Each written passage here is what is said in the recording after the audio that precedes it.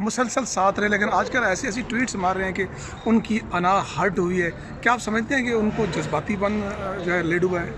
नहीं नहीं नहीं नहीं, शेर अफजल मरवत आपको मैंने पहले भी कहा था और शुरू में कहा था, लोगों ने उसके बड़े मतलब ले लिए।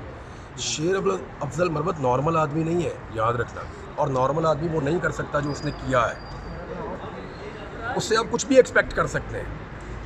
मैं आपको सीरियसली कह रहा हूँ कि शेर अफजल मरवत नॉर्मल आदमी नहीं है। वो किसी वक्त कुछ भी कर सकता है। और याद रखिएगा कि लीडर्स के लिए ऐसे लोग बहुत इंपॉर्टेंट होते हैं। आज शेर अफजल मरवत जो है वो हॉट वाटर में ज़रूर है, रीज़न है उसके।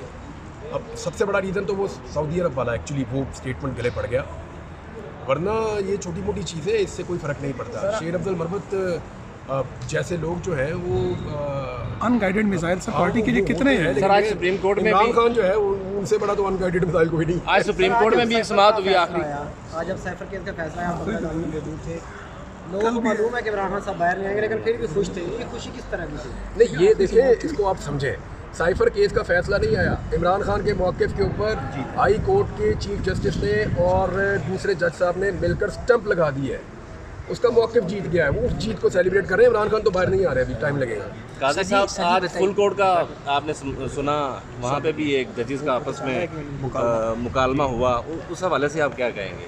सर इंटरेस्टिंग है, देखें कादी साहब का शुक्रिया कि हमें ये दिखा रहे हैं। इंटरेस्टिंग है, कम से कम हमें पता चल रहा है कौन क्या कर रहा है और कैसे हो रहा है। इंटरेस्टिंग है, लेकिन 3 नुक्ते आज बड़े इंपॉर्टेंट उसके अंदर उठाए गए। पहला नुक्ता ये है कि पीटीआई क्या ख़त्म हो गई? अगर उसके बाद बल्ले का निशान नहीं है तो क्या पार्टी ख़त्म हो गई?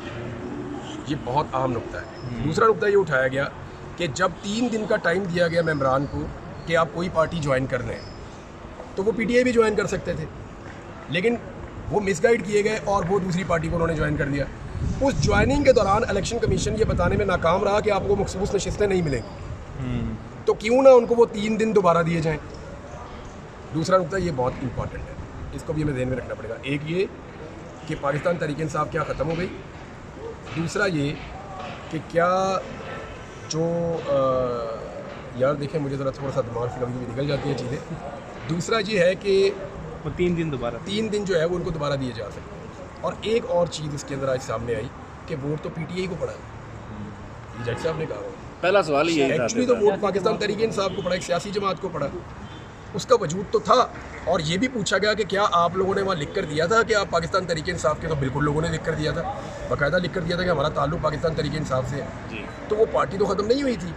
अब ये मेरे ख्याल में इसके मुख्तलिफ चीज़ें हो सकती हैं। इसमें हो सकता है कि अदालत इसको वापस ले जाए उसी सिचुएशन में इमरान भाई, कि जी आप अपना फैसला करें। मुफ्तल खान साहब अंदर हैं, जेल में हैं।